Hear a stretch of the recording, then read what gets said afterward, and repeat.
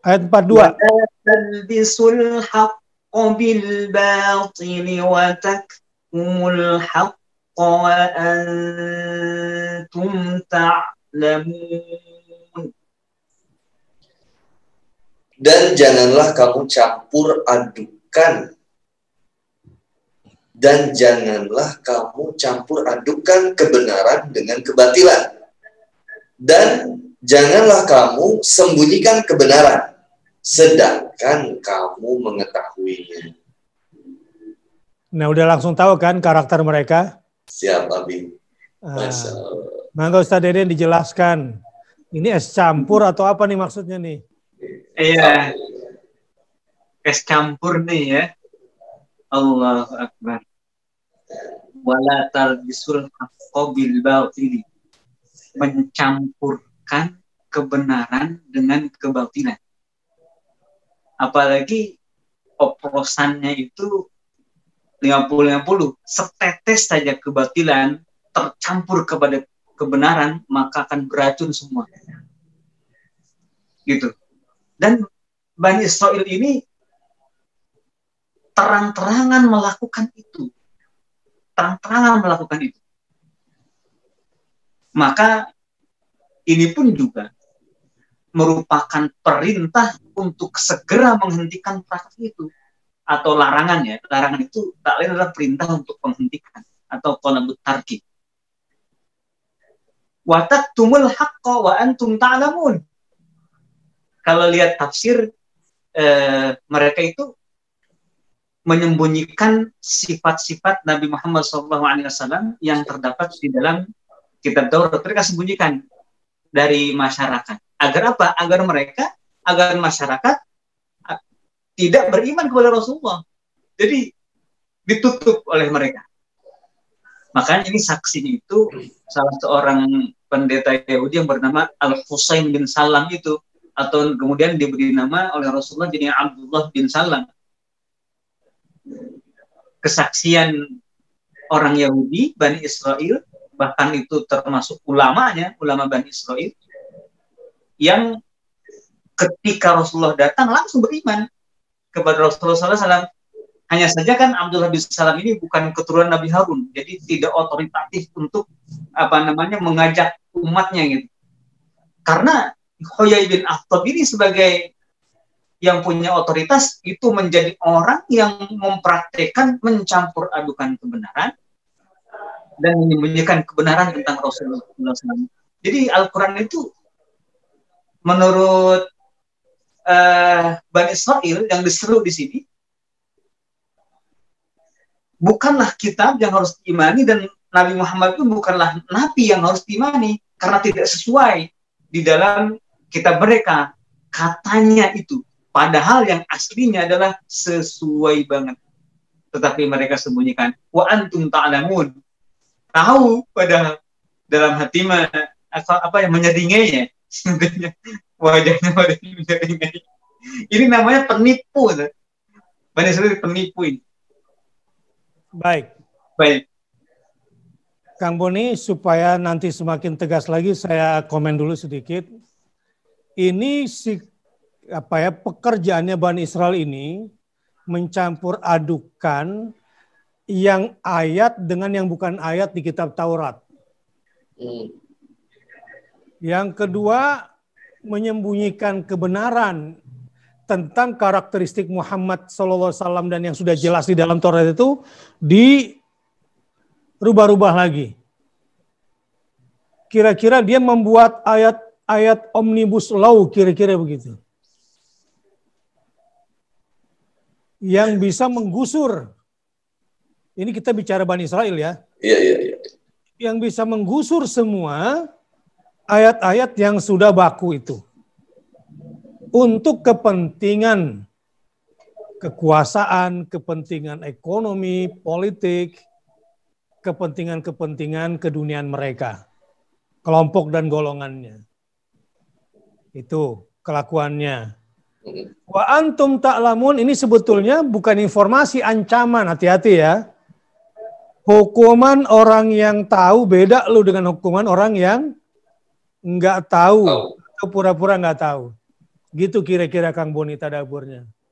Sudut pandang terbaliknya. Keren. Masya Allah. Luar biasa.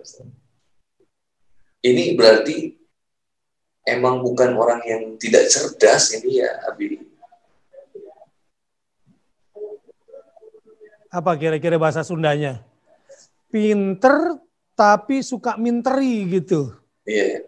Ya, menggunakan kecerdasannya untuk membodoh-bodohi. Membodohi. Apa Iya benar. Ya apa ya bahasa Sundanya sadanya? Namanya ngabobodo jelma bodoh. Iya.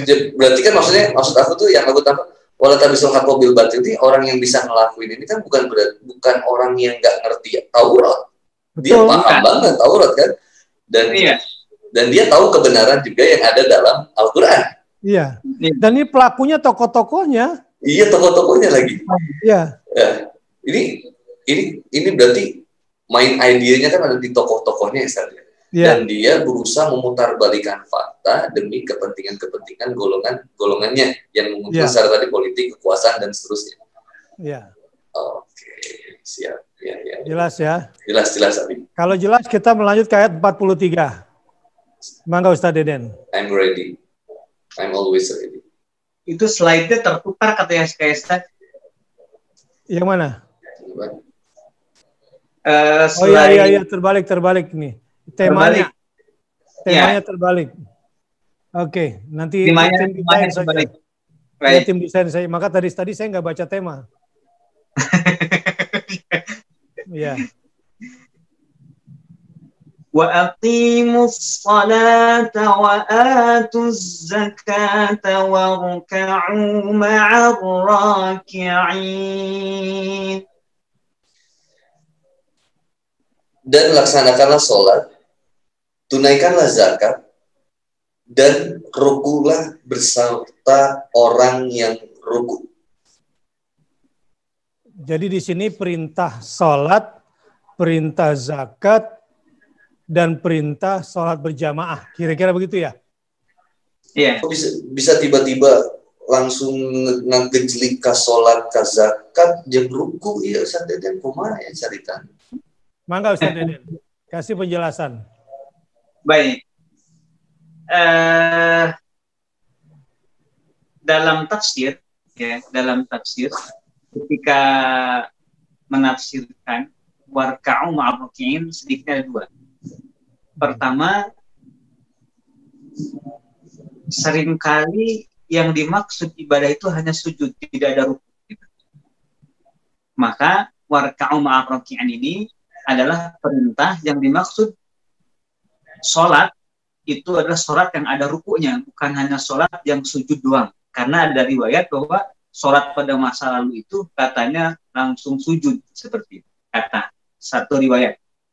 Yang kedua, tafsirnya fokus kepada ma'ar raki'in. Kepada ma'anya, bukan kepada rukuknya. Jadi warka'u ma'ar raki'in. Jadi Kang Boni ada dua, Kang Boni. Kalau boleh saya simpulkan dari pernyataan Ustaz Deden. Siap, Abi. Supaya nyangkut dulu, nanti takut kepanjangan lewat, maaf Ustaz Deden. Sholatnya Bani Israel yang lama, itu nggak pakai ruku. Oh, langsung sujud dari berdiri tadi ya. Oke, siap. Ya. Yang kedua, perintahnya di sini bukanlah sekedar sholat, tapi ma'ar Rasul. Berjamaah. Berjamaah. Ya. Bersama Muhammad SAW. Mangga Ustaz Deden, lanjut. Baik. Jadi Bani Israel diseru di sini untuk sholat, untuk zakat, ya, dan untuk sholat berjamaah dengan cara-cara sholat yang dicontohkan oleh Rasulullah SAW. Mereka sholatnya ngarang gitu, misalkan waqimus sholat. Kata mereka sudah sholat kami, itu kan. Takutnya ngarang gitu jawabannya. Ternyata warka'u ma'ar raki'in. Yang maksud sholat di situlah sholat seperti Rasulullah SAW. Baik Ustaz. Kang Boni silakan kalau ada komen. Jadi kan tadi yang dari campur adukir, sedang mengetahui saya sudah kebayang. Terus kenapa di ayat ini tiba-tiba langsung ke dan melaksanakanlah sholat? Jadi tadi maksudnya kan tetap ke kaum Bani Israel kan saja. Berarti Allah Subhanahu wa taala ngajak kaum Bani Israel untuk sholat dan berzakat seperti bagaimana Rasulullah SAW juga sholat dan berzakat gitu. Ya. Jadi begini, setelah akidahnya mantap di atas, sebelum masuk ke ibadah gitu, kan di atas tuh perintahnya ingat nikmat Allah. Kalau orang sholatnya sudah ingat nikmat Allah kan pasti happy dong, dan dia merasa bersemangat. Ya, yang kedua tidak lagi mencampur adukan dengan yang hak dengan yang batil dan tidak menyembunyikan. Atau sebelumnya wa aminu, sudah beriman kepada Al-Quran dan informasi yang ada di dalamnya. Maka setelah itu baru dia siap sholat. Makanya kacau orang yang akidahnya belum benar, sholatnya kacau biasanya. Jadi ini kurikulumnya. Sepakat. Oke. Oh, kerangka berpikirnya jadi gitu ya. Karena ini relevansinya dengan masa kini juga, maka pertama itu kita harus banyak mensyukuri nikmat Allah. Kedua beriman. Menepati janji, hanya takut kepada Allah, kemudian beriman kepada Al-Quran, lalu kemudian mengikuti Rasulullah SAW, jangan mencampur adukan kebenaran dengan kebatilan, baru sholat. Kalau belum begitu, sholatnya kacau biasanya. Benar-benar. Iya, benar. Dan buktikan sholat dengan zakat. Pembuktian sholat dengan zakat. Sholatnya beres, zakatnya beres. Zakatnya beres biasanya. Dan pembuktian zakat itu harus dengan sholat berjamaah. Nilai sosialnya. Nilai sosialnya. Dengan sholat berjamaah. Memang kadang-kadang gini, sholat sendiri lebih khusyuk, bisa lebih panjang. Sholat jamaah mah ribut, apalagi tetangga sebelah jigong, nggak sikat gigi sholat subuhnya. Justru anak kebalik kan. Kalau sholat sendiri itu khusyuk karena bacaannya pendek. Kalau sholat berjamaah bacaannya panjang. Ini hierarkisnya kira-kira begitu. Kebayang. Sholat, zakat. Sempurnanya sholat akan mendatangkan zakat, kesempurnaan zakat. Sebaik-baiknya zakat itu ketika kemudian kita bisa mampu melaksanakan sholat berjamaah. Iya. Implementasinya gitu.